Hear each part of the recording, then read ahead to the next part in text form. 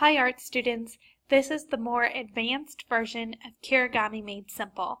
To do this video, you have already tried and mastered the other two videos that came before it. Let's move me out of the way and get started. So first off, rather than folding the paper in half, we are going to fold it to make a perfect square. So get your chunk of paper and then you're going to take one corner and you're going to fold it up until you get a perfect corner down here, right there. Okay, so these edges are not going to match because I'm trying to make a perfect square. So watch. There, I got it right to that edge and then I creased it. So now I have an opening here and an edge on the other side. I'm then going to take my scissors and I'm now going to cut off the extra. This will give me 3 perfect triangle corners. So watch how this goes. I cut off that extra, being very careful to just cut that one sheet, and now I have 3 corners. Now, this is where it's important that you've already watched and mastered that other video, because rather than creating that secondary fold to tell me to stop cutting, I am flying blind, and I just have to remember that I'm never going to cut all the way to the edge.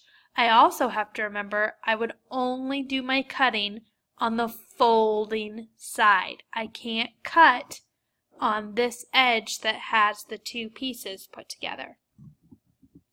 So, cut, cut, cut. I'm remembering where I want to stop, and then look at this. Do you see what happened? Rather than going all the way to this edge, I am still on the fold. Let's rewind and watch that again. Okay. Cut, cut. Now look, do you see that? I twisted my paper.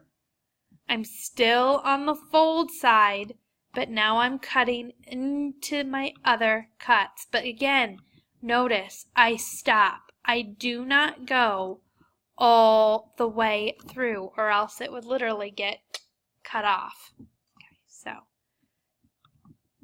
cut, cut. Notice I stop. Then I'm going to see that? Left space there.